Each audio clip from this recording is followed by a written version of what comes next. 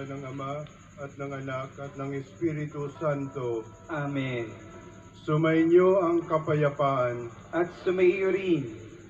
Mga minamahal na kapatid, sa pagdiriwang natin ng kapistahan ng ating Panginoong Hesukristo, Senyor Jesus Nazareno, itinatampok natin ang banal niyang ngalan at ang maluwalhati niyang krus.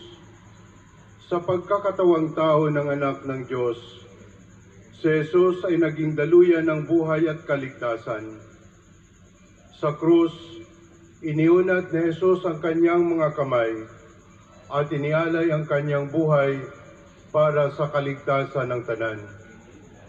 Kay Jesus, bubukal ang pag-asa at lakas upang pasanin din natin ang ating mga krus ng may pananalig, pagsunod at pag-ibig. Mga kapatid, tinipon tayo bilang kaanib ng angkan ng Diyos, kaya dumulog tayo sa mawaing Panginoong nagpapatawad ng lubos. Pong Jesus Nazareno, ikaw ang larawan ng Diyos ng pag-ibig. Panginoon, kaawaan mo kami. Panginoon, kaawaan mo kami. Pong Jesus Nazareno, ikaw ay nagtiis ng maraming hirap at kamatayan sa krus para sa aming mga kasalanan. Kristo, kaawaan mo kami. Kristo, kaawaan mo kami. Pong Jesus Nazareno, ikaw ang lingkod na lubos na kinalulugdan ng Ama. Panginoon, kaawaan mo kami. Panginoon, kaawaan mo kami. Kaawaan tayo na makapangyarihang Diyos. Patawarin tayo sa ating mga kasalanan at patnubayan tayo sa buhay na walang hanggan. Amen.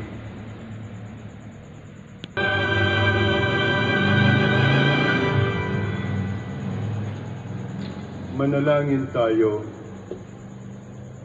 Ama naming makapangyarihan, niloob mong akuin ng iyong anak ang krus at kamatayan upang ang sangkatauhay matubos at mabuhay. Ang pag-ako namin sa krus at kamatayan dito sa lupa ayon sa diwa ng pagsunod sa iyong loob na ginanap ng iyong anak ay magpagindapat nawang aming kamtin ang lubos na katubusan at pagkabuhay sa iyong piling sa pamamagitan ni Jesucristo kasama ng Espiritu Santo magpasa walang hanggan. Amen.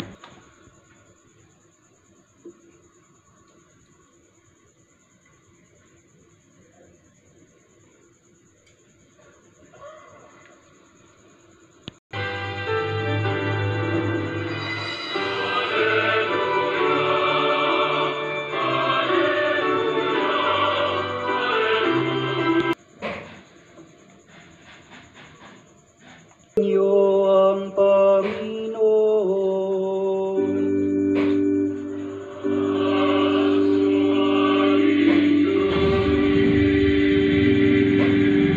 Ang mabuting balita ng Panginoon ayon kay San Juan.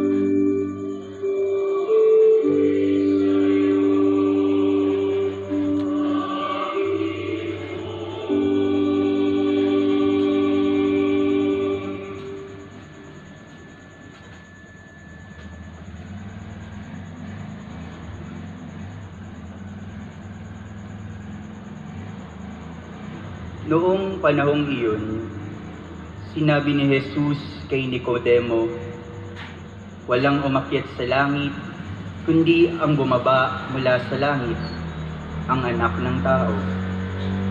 At kung paanong itinaas ni Moises ang ahas doon sa ilang, gayon din naman, kailangang itaas ang anak ng tao, upang ang sino mang sumasampalataya sa kanya ay magkaroon ng buhay na walang hanggan.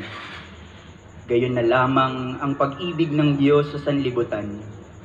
Kaya ibinigay niya ang kanyang bugtong na anak, upang ang sumampalataya sa kanya ay hindi mapahamak, kundi magkaroon ng buhay na walang hanggan. Sapagkat sinugo ng Diyos ang anak ng tao, hindi upang hatulang maparusahan ang sanlibutan, kundi upang iligtas ito sa pamamagitan niya. Ang mabuting balita ng Panginoon.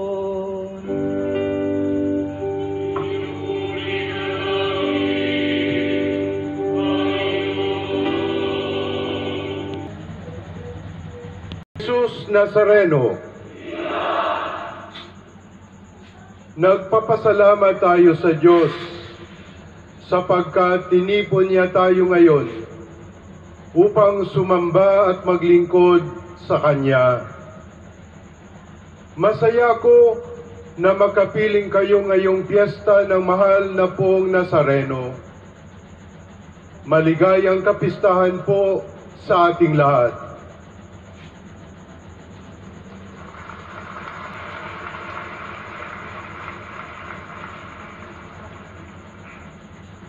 Mas mabuti ang pagsunod kaysa paghahandog sa mga umaasa kay Jesus. Ito ang tema ng ating piyesta ngayong taon. Hango ito sa unang aklat ni Propeta Samuel 15:22. Dalawang aral ang alalahanin natin: pag-asa kay Jesus at pagsunod kay Jesus. Una ay pag-asa kay Jesus. Sa ating ebanghelyo ngayon, sinabi ng Panginoon kay Nicodemo na kailangang itaas ang anak ng tao upang ang sinumang sumasampalataya sa Kanya ay mabuhay ng walang hanggan. Ano ba ang mas maganda? Buhay o patay?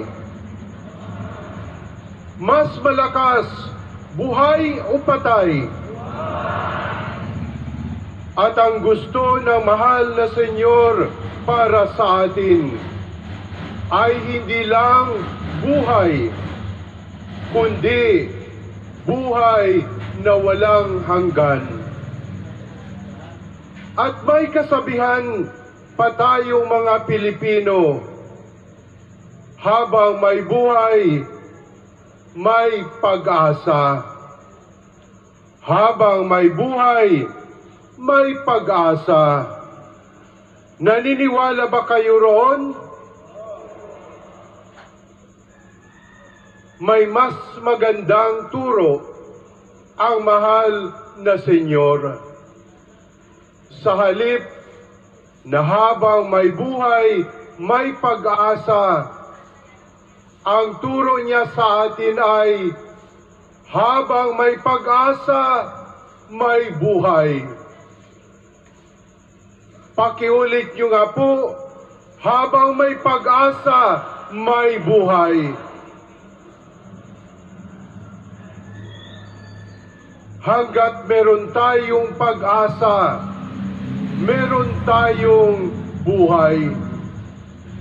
Hindi natin kayang mabuhay kung wala tayong pag-asa sa buhay.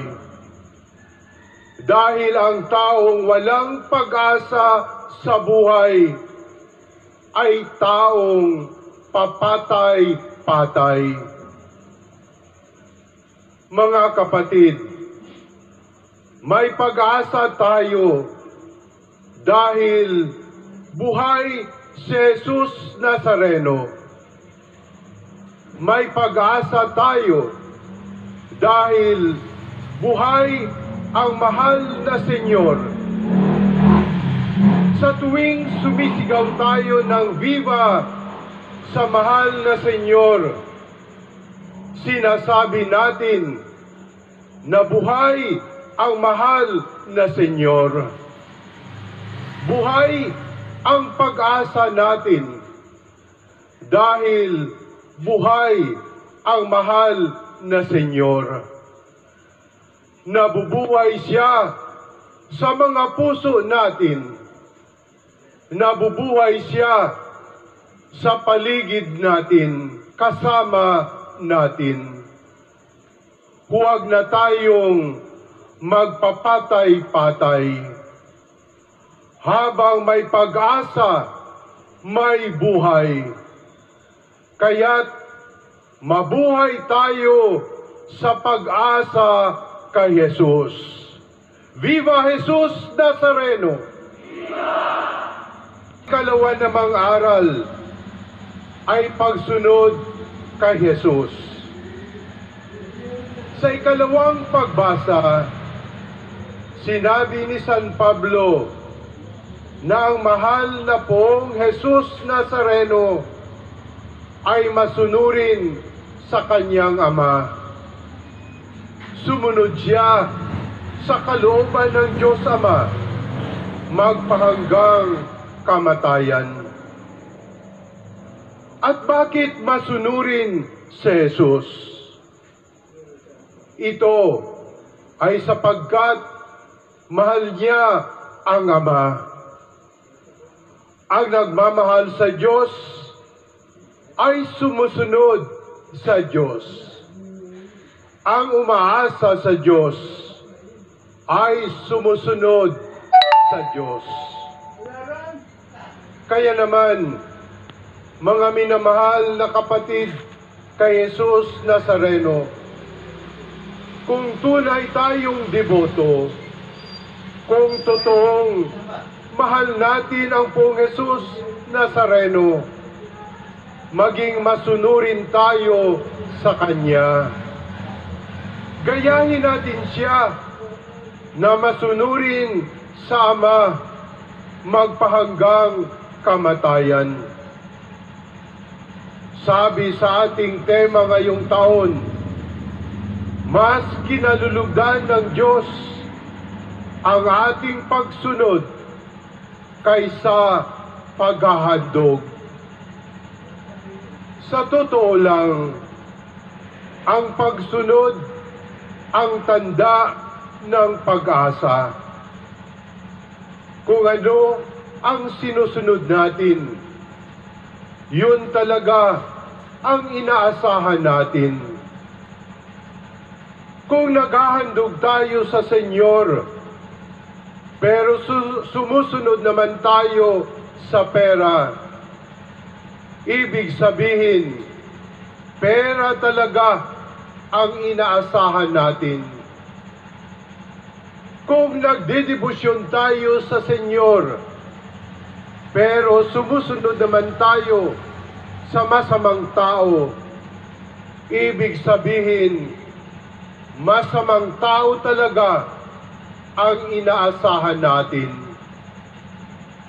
Kung namamanata tayo sa Senyor, pero sumusunod naman tayo sa bisyo, ibig sabihin, bisyo talaga ang inaasahan natin. At kapag susunod tayo sa pera, sa masamang tao, sa bisyo, o sa anumang bagay ng mundo, mabibigo lamang tayo, madidismaya lamang tayo. Isa lamang ang tunay na maaasahan. Isa lamang ang nagdudulot ng pag-asang hindi bumibigo. Siya ang mahal na poong Nazareno. Kaya't siya ang sundin natin. Ang mga utos niya ang isabuhay natin. Ang mga aral niya ang isapuso natin. Ang halimbawa niya ang tularan natin. Mas mabuti ang pagsunod sa mahal na Senyor. Harapin mo ngayon ang katabi mo at sabihan mo siya, kapatid, mas malakas, kapatid. Sumunod tayo kay Jesus. Palakpakan natin ang mahal na Poong Jesus Nazareno.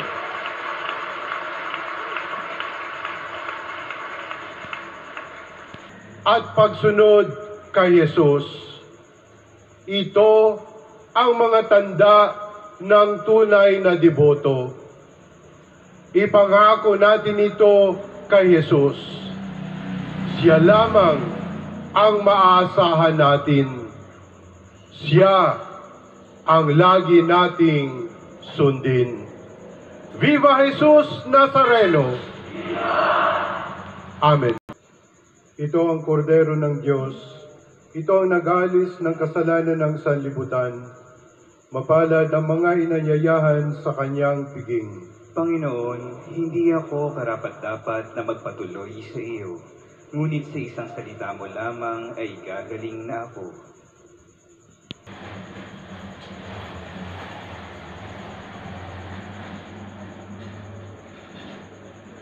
Manalangin tayo. Panginoong Hesukristo, kaming nagsasalo-salo sa banal na pakikinabang ay nakikiusap sa iyo ng mga nasagip ng kahoy na krus na nagbibigay buhay ay iyong ihatid sa pagkabuhay sa kaluwalhatian sapagkat ikaw ang Panginoong na magpasawalang hanggan. Amen.